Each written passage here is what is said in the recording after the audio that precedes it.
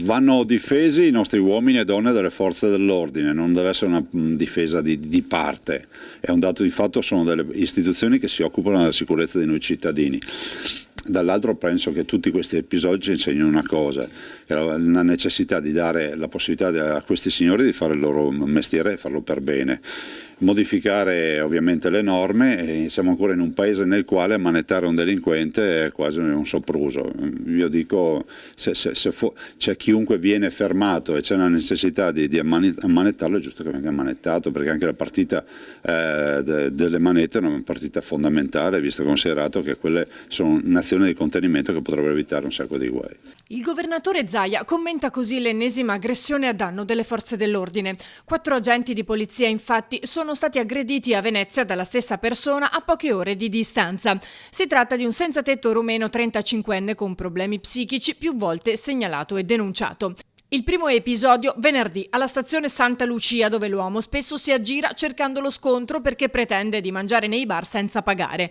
A essere preso di mira in questo caso un agente della Polfer intervenuto per identificarlo e che si è ritrovato ferito. Il 35enne è stato arrestato ma subito liberato in attesa della perizia psichiatrica. Domenica mattina però si è verificato il secondo episodio che ha richiesto nuovamente l'intervento della polizia ferroviaria. L'aggressore ha colpito 3 agenti provocando a uno la frattura del polso con una prognosi di 30 giorni, agli altri 2 lesioni meno gravi con 15 e 5 giorni di prognosi. L'uomo è stato nuovamente arrestato per resistenza a pubblico ufficiale e lesioni, ma questa volta il PM ha deciso di mandarlo in carcere in attesa della convalida.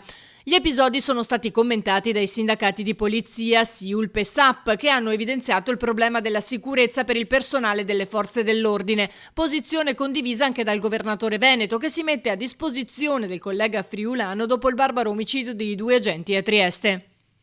Noi oltre a partecipare al cordoglio, essere vicini alle famiglie, tutto quello che possiamo fare, assolutamente noi ci siamo, poi coscienti del fatto che la partita non riguarda la nostra regione dal punto di vista territoriale, con il massimo rispetto poi per tutte le iniziative che farà il collega Federica, che noi sosteniamo, quello che ci fosse chiesto anche di sostenere iniziative assolutamente sì, soprattutto a favore delle famiglie.